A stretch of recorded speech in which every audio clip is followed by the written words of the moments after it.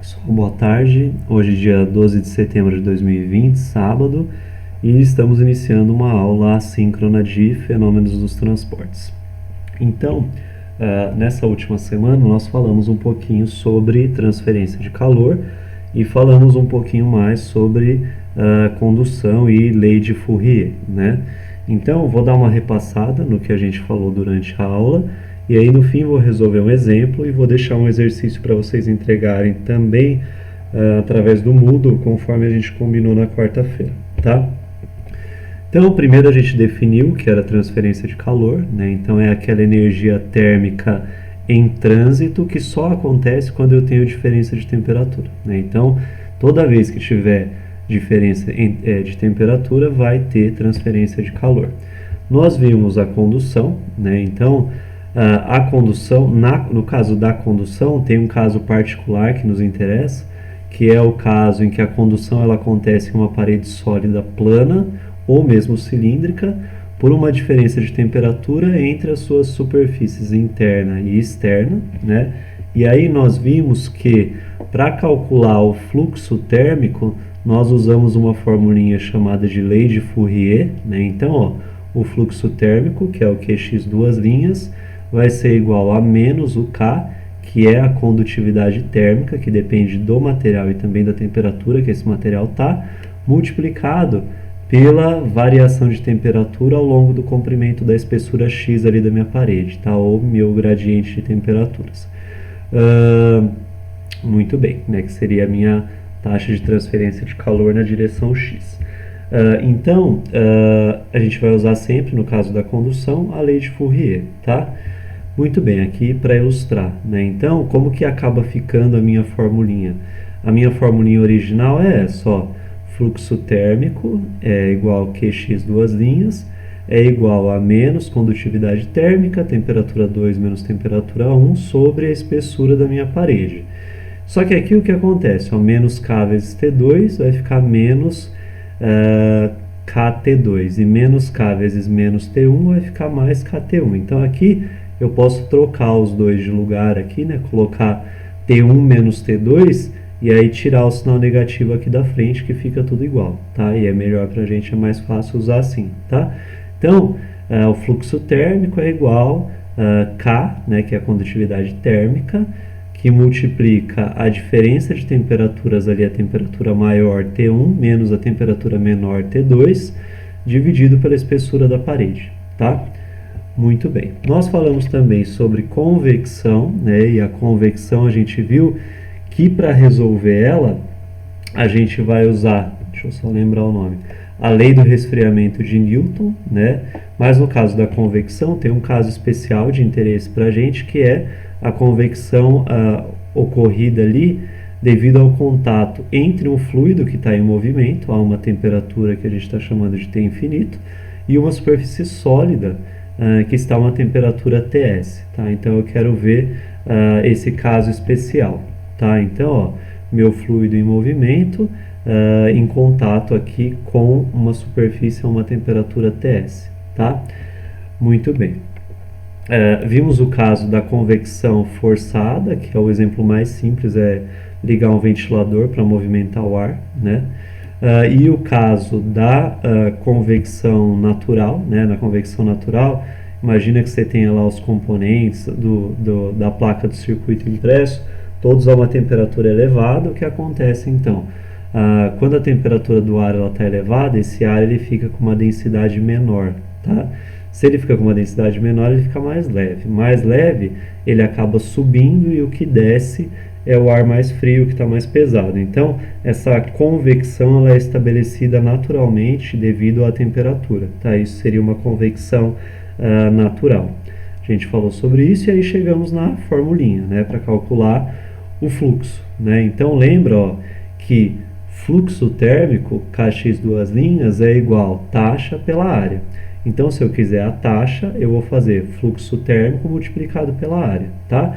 Mas no caso do fluxo térmico da convecção, eu vou multiplicar o H, que é o meu coeficiente convectivo, que cada material vai ter o seu também, pela diferença, né, entre as temperaturas da superfície e a temperatura do fluido que está em contato com a superfície. Muito bem, por fim a gente falou da radiação, né? Falamos que embora a gente sempre associe a transferência de calor a um meio material, no caso da radiação, não necessariamente eu tenho que ter um meio material, né? A energia aqui ela é transmitida por ondas eletromagnéticas, então não há necessidade de ter um meio material. E ela ocorre inclusive mais eficientemente no vácuo, né? No nosso caso aqui, de interesse particular é a troca de radiação entre uma superfície pequena e a sua vizinhança, né? Essa superfície pequena está a uma temperatura Ts e a vizinhança está a uma temperatura Tvis, né? Temperatura da vizinhança. A gente vai, né, aqui para mostrar a ideia, então eu tenho aqui minha superfície pequena e minha vizinhança vai estar toda em volta aqui dessa superfície, né? Seja com gás, né? Seja com fluido ou no vácuo, tá? Tudo bem? Muito bem. Para isso a gente acaba usando a constante de Stefan Boltzmann, né? Então a gente vai usar posso usar para calcular o fluxo através da radiação essa formulinha aqui.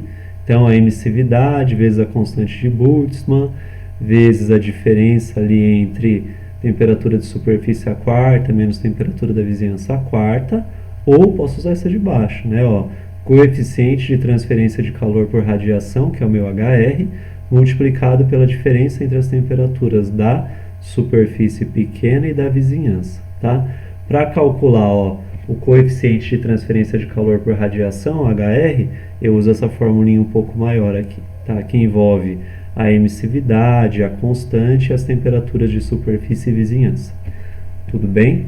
Fiz um resumão, então, bem geral do que a gente falou na quarta-feira, tá? Agora um exemplo sobre a aplicação de lei de Fourier, também parecida com os exemplos que a gente fez na quarta, tá? Então, ó, a base de concreto de um porão, aliás, esse exercício ele é do livro do Encropera. É o livro do Encropera, eu tinha falado para vocês, é um livro que se chama Fundamentos de Transporte, Calor e Massa. Fundamentos de Transferência de Calor e de Massa. Né? O Encropera e mais 3 autores aí, tudo bem? Então é um exemplo, um exercício, aliás, lá do capítulo 1 do livro. O livro que eu estou usando é a 6ª edição, tá? Então, ó, a base de concreto de um porão tem 11 metros de comprimento, 8 metros de largura e 0,2 metros de espessura. Durante o inverno, as temperaturas são normalmente 17 graus Celsius e 10 graus Celsius em sua superfície, superior e inferior. Então, na superior está 17 no inverno e na inferior está 10 no inverno. Se o concreto tiver uma condutividade térmica de 1,4 watts por metro Kelvin, qual é a taxa de perda de calor através da base, tá?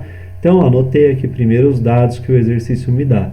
O comprimento é de 11 metros, a largura é de 8 metros, então 11 vezes 8 vai ser a área dessa base de concreto, a espessura é de 0,2 metros, a temperatura 1, né, que é a temperatura mais alta, é de 17 graus na superfície superior.